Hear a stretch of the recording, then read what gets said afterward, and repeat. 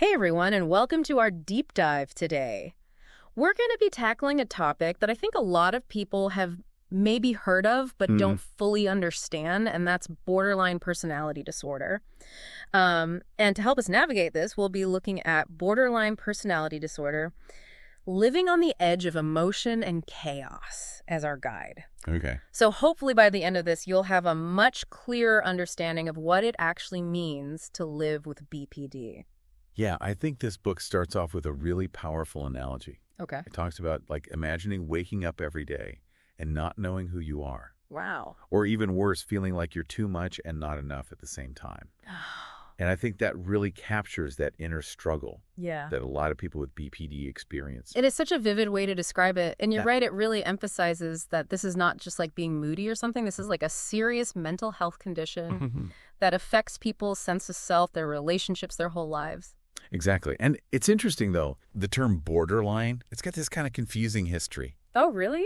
Yeah, back in the 1930s, psychiatrists were really stumped by BPD. They couldn't decide if it belonged with, psychoses or neuroses. Oh, wow. And obviously now we know it's neither. Right. But it shows just how much confusion surrounded this diagnosis even back then. So it sounds like for a while it was kind of a mystery. Yeah. But how common is it today? Do we have a clear sense of how many people are actually affected by BPD? Well, officially in the U.S., diagnoses put it at about 1.6% of the population. Okay. But, a lot of experts, they think that number is actually way higher. Diagnosing BPD can be really tricky. And it often gets misdiagnosed or completely overlooked. That makes you wonder how many people are out there struggling and they don't even know what they're dealing with. Exactly. What kind of impact does that have on society as a whole then? I mean, it's huge, right? Yeah. If more people have BPD than we realize, then that's a lot of people dealing with this silently. Yeah. And untreated BPD, it can have these ripple effects. Oh, okay. It can strain families, put a heavier burden on healthcare, and really contribute to this cycle of emotional distress that can impact entire communities. It's like this chain reaction where the effects just keep spreading outward. Yeah. So to really grasp the significance, I think we need to understand the core features of BPD. Absolutely. All right. I think one of the most defining features is this intensity of emotions Yes. that people with BPD experience. The book describes it as feeling emotions with the intensity of a tsunami. Wow. Even small disagreements can feel like a betrayal. Oh, gosh. And a breakup can feel like the end of the world. That's really intense. Yeah. And that really drives home the point that this is so much more than just being sensitive. Right. And there's actual science behind this, too. Oh, okay. MRI studies showed that the brains of people with BPD actually process emotions differently. It's like their emotional centers are constantly on high alert. So it's not just a matter of perception. There are actual neurological differences at play. Right. That must make everyday life so challenging. It does. And I think that heightened emotional sensitivity really ties into another core feature of BPD, which is the fear of abandonment. Right. This fear is so strong for someone with BPD that it can really drive a lot of their behaviors. Oh, okay. They might cling to relationships or they might act in ways that actually push people away. Oh, wow. Even though that's the opposite of what they want. It's like this fear of being abandoned leads to behaviors that actually reinforce that fear. Yeah. It's like a painful paradox. It is. And unfortunately, those intense emotions and the challenges in relationships can sometimes have devastating consequences. Okay. The source mentions that 70% of individuals with BPD engage in self-harm. Yeah. And the suicide rate is tragically high at almost 10%. Those are really stark statistics. And it really underscores how urgent it is to understand BPD and to make sure that people have access to the right support and the right treatment. Yes. And it really shifts our perspective, right? It's not just a personal struggle. BPD is like a significant public health concern. Wow. That needs our attention, that needs resources. Yeah. We need to understand that these aren't just isolated cases. Right. This is something that affects a significant portion of the population. Okay. And has these far-reaching consequences. So much to unpack here. Yeah. Can we dive into some of the common misconceptions about BPD before we move on? I know there are a lot of myths out there that need to be busted. Absolutely. Yeah. I think one of the biggest ones is that BPD primarily affects women. Okay. But Research actually suggests that it's equally common in men. Huh. It's often just expressed and diagnosed differently. So men might be experiencing it just as often, but it might be masked or misdiagnosed as something else. Right. That makes you wonder how much we're missing just because of these stereotypes. Exactly. Are there any other surprising facts that kind of challenge common perceptions of BPD? Yeah, there are.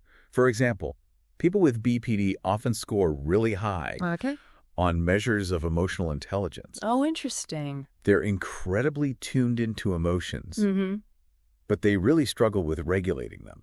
So they can understand and recognize emotions in themselves and others, but they just lack the tools to manage those emotions effectively. Exactly. It's like they're aware of how their emotions are impacting them, but they don't have the brakes to kind of control their reactions.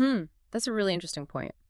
Because it challenges this image that a lot of people have of someone with BPD as being manipulative or attention-seeking. Right. And it kind of reframes it as a struggle with emotional regulation, which is something I think a lot of people can relate to, even if it's not to the same degree. Exactly.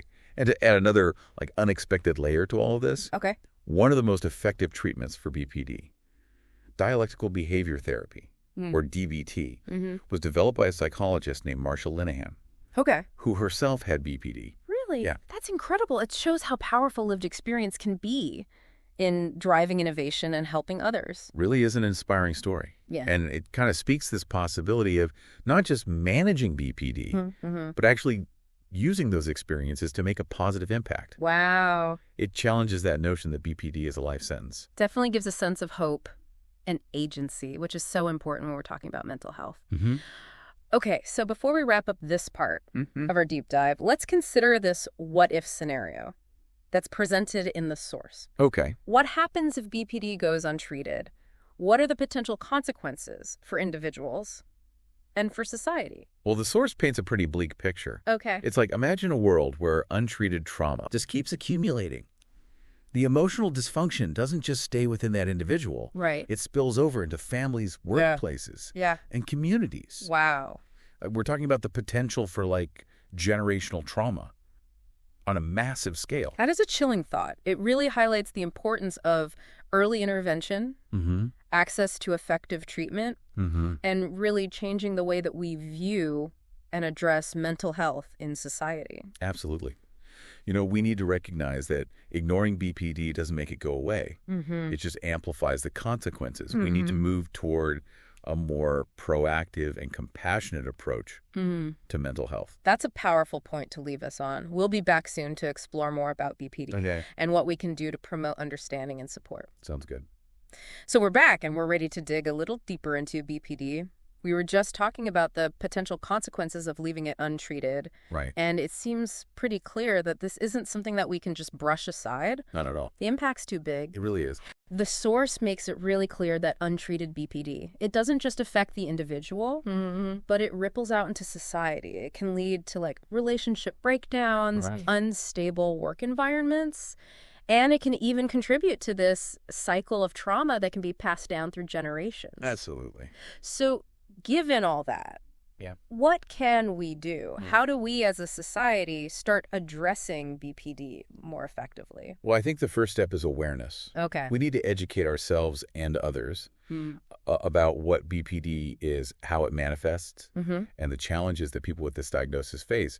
There's still so much stigma around BPD. Right. And that stigma prevents people from getting the help and the support that they need. So challenging those misconceptions is key. It is. It sounds like. Instead of seeing BPD as something to be feared or judged, we need to approach it with empathy and understanding. Exactly. We need to get away from this idea that people with BPD are intentionally manipulative or attention-seeking. Okay. You know, their behaviors are often driven by this. Deep fear of abandonment and an inability to regulate their emotions. And we need to recognize that. These behaviors are a way of coping, even if they're not healthy or effective in the long run. So it's about understanding the root cause of the behavior. Exactly. Not just reacting to the surface. Right. But how do we move from awareness to action? What concrete steps can we take to support individuals with BPD? Well, one crucial area is access to treatment. Okay. We've talked about DBT, which is a highly effective therapy for BPD. But there are other approaches as well that can be really beneficial depending on the individual and their specific needs. Yeah. The problem is that many people face barriers to accessing these treatments. What kind of barriers are we talking about? Well, there are several, unfortunately. Okay. Sometimes it's a lack of awareness of available resources, or maybe there's just a shortage of therapists who specialize in BPD. Okay. There are also financial barriers. Right. Therapy can be expensive, and not all insurance plans cover mental health services adequately. Makes sense. And then, of course, there's the stigma itself, which can prevent people from seeking help in the first place. So it sounds like a multi-pronged approach. Increasing awareness, improving access to affordable care, and tackling the stigma that surrounds mental health conditions like BPD. Yes. It's a big task, but it sounds crucial. It is a big task. But I think it's also important to remember that individuals with BPD, they can benefit greatly from learning self-soothing techniques, mindfulness practices, and other strategies for managing their emotions. So while we work towards these bigger societal changes, there are things that individuals can do to empower themselves and take an active role in their recovery. Absolutely. It's not about expecting individuals to fix everything on their own, but it's about giving them the tools, the strategies that they can use to navigate their experience and build a sense of agency. I like that word, agency. It's about shifting from feeling powerless to feeling like you have some control over your experience. Exactly. But with all the challenges that we've talked about, is recovery from BPD really possible? Yes, absolutely. It's important to remember that recovery is possible with the right support and the right treatment. Yeah. It's not about curing BPD. Yeah. Because it's a part of who the person is, but it's about learning to manage the symptoms, build healthy relationships, and live a fulfilling life. That's such a hopeful message. It's about learning to live with BPD, not letting it define you. What about the role of support systems? How important is it for friends and family to be involved in this process? I think support systems are absolutely crucial. Okay. You know, having those understanding and supportive people around you can make a huge difference. It's about creating a space where individuals with BPD feel safe to talk about their struggles without fear of judgment. So it's not just about professional help. It's about building this network that understands and accepts the individual for who they are. Exactly. And that brings us back to that question that the source poses. Yeah. If the world truly understood the chaos inside the mind of someone with BPD, would we be more compassionate, or would we just keep building the wall? Wow.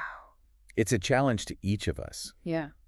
To really examine our own attitudes and biases when it comes to mental health. It's about recognizing that mental health is just as important as physical health. Absolutely. And that everyone deserves access to care and support, regardless of their diagnosis. We need to break down those walls of stigma and isolation and create a world where people feel safe to reach out for help. Well said. And on that note, we'll take a short pause and return with the final part of our deep dive into borderline personality disorder. And we are back for the final part of our deep dive into the often misunderstood world of borderline personality disorder. You know, before the break, we were left with that really powerful question about how the world would react if we truly understood those internal struggles of someone with BPD. It really makes you think. Yeah.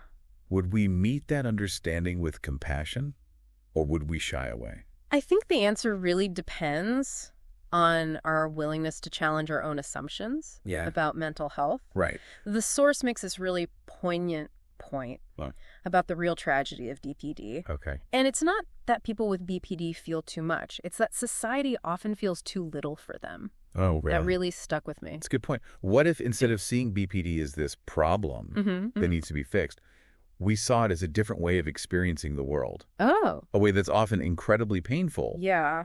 But also potentially very rich in empathy and emotional depth. Almost like flipping the script, right? Yeah. Instead of trying to pathologize those intense emotions. Yeah. What if we tried to learn from them? Maybe there's something we can all gain from understanding how to connect with our emotions more deeply, even if it's not to the same degree as someone with BPD. You know, we often talk about diversity and inclusion, Yeah. but that shouldn't just be about outward characteristics. It should also be about embracing different ways of thinking and feeling. Oh, I like that. There's so much that we can learn from people Right. who experience the world in a way that's different from our own. Absolutely. So after exploring all of this, what would you say is the key takeaway you want listeners to walk away with today? I think the most important thing to remember is that BPD is complex. Mm-hmm. It's often misunderstood. Mm-hmm. But behind those challenging behaviors, there's this depth of emotional sensitivity and a longing for connection that we need to recognize and value. Right. And when we approach BPD with compassion and understanding, we open the door to healing. Exactly. Not just for individuals with BPD, but for society as a whole. I love it. And to anyone out there who might be listening and struggling with BPD, remember there is hope. Mm-hmm. We've talked about DBT and other effective treatments, and there are resources available to support you on your journey. Don't be afraid to reach out and ask for help.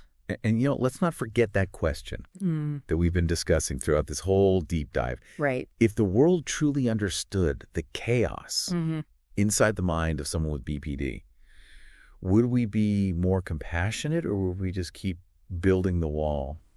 It's a powerful question. Let it stay with you. Let it challenge your assumptions. And let it inspire you to be a part of building a more understanding and supportive world. Absolutely. It's been great having you. Thanks for having me. And until next time, keep exploring, keep learning, and keep diving deep